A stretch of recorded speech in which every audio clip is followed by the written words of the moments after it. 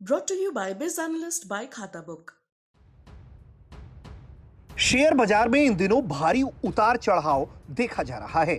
बाजार ऊपरी स्तरों पर टिक नहीं पा रहा। ऐसे में निवेशकों की घबराहट बढ़ गई है। लेकिन इस वक्त बाजार में उतार चढ़ाव से घबराने की जरूरत नहीं है, क्योंकि बाजार के फंडामेंटल मजबूत हैं। बाजार की सेहत का तगड़ा पैमाना कॉर्पोरेट अर्निंग्स न सिर्फ मजबूती बनी हुई है, बल्कि आगे भी इसमें अच्छी खासी ग्रोथ का अनुमान है। निफ्टी की 50 कंपनियों की औसत प्रति शेयर आय में इस साल 40% उछाल आने का अनुमान है। बीते साल निफ्टी की 50 कंपनियों की औसत प्रति शेयर आय 17% बढ़ी थी।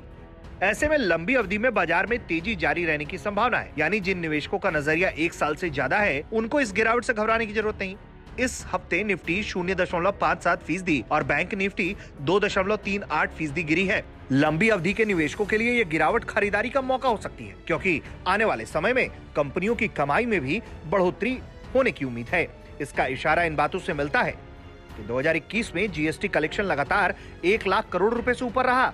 इस साल जनवरी में ये 1,40,000 करोड़ रुपए तक पहुंचा। सभी सेक्टरों में 10% से ज्यादा ग्रोथ का अनुमान है। ऑटोमोबाइल सेक्टर इस मामले में सबसे आगे रह सकता है। Production linked incentive scheme manufacturing बढ़ाने में बड़ी भूमिका निभाएगी। सभी सेक्टरों को इससे फायदा होगा। कोविड को लेकर डर कम हुआ। देश में 90% से ज्यादा लोगों को टीका लग चुका है।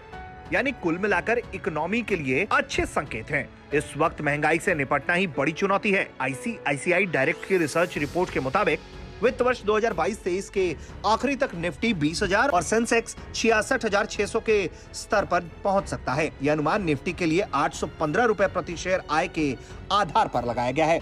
यानी लंबी अवधि में बाजार के पैसे बनते रहेंगे। हालांकि छोटी अवधि में कुछ ऐसे मामले हैं जो बाजार के लिए मुश्किलें खड़ी कर सकते हैं।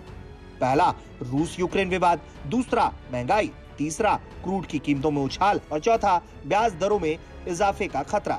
ये कुछ खतरे हैं जिनसे निवेशकों को सावधान रहने की जरूरत है। हालांकि ये मामले लंबी अवधि में ज्यादा असर नहीं दिखाएंगे।